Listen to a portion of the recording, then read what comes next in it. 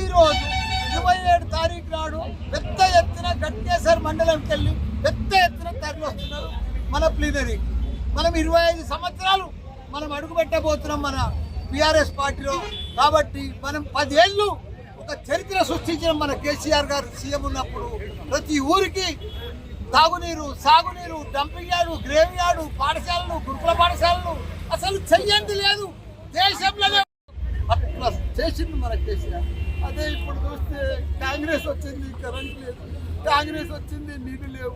కాంగ్రెస్ వచ్చింది, పంటలకు నీళ్లు లేవు. కాంగ్రెస్ వచ్చింది, పంటలకు ఎరువులు లేవు. కాంగ్రెస్ వచ్చింది, పింఛన్లు సరిగా లేవు.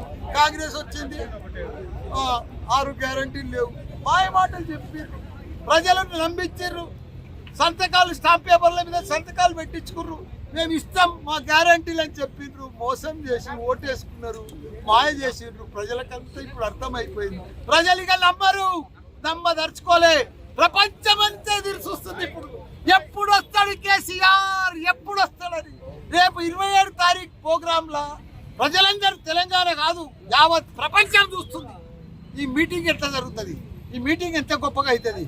ప్రజలంతా చూస్తున్నారు. ఎందుకంటే 16 నెలల కాంగ్రెస్ పరిపాలన ఇంత దరిద్రం ఎప్పుడు కూడా లేదు. అసలు కరోనా టైంలో కూడా లేదు ఇంత నష్టం. ఒక రియల్ ఎస్టేట్ లేదు, ఓ ప్లాట్ అమ్మితే లేదు. ఒక పెళ్లిళ్ళకి ఏదైనా అమ్ముకొని పెళ్లి చేద్దామంటే కొనేటోడు దిక్కు లేడు. తెలంగాణ దూరం. కాబట్టి మళ్ళా వస్తాడు మన కేసీఆర్. 3 ఏళ్ళు ఓపిక పడితే తప్పకుండా మన కేసీఆర్ వస్తాడు, గ్యారంటీగా గెలుస్తాడు. మళ్ళా ప్రపంచం చేస్తాడు, మళ్ళా అన్నపూర్ణ రాష్ట్రం చేస్తాడు.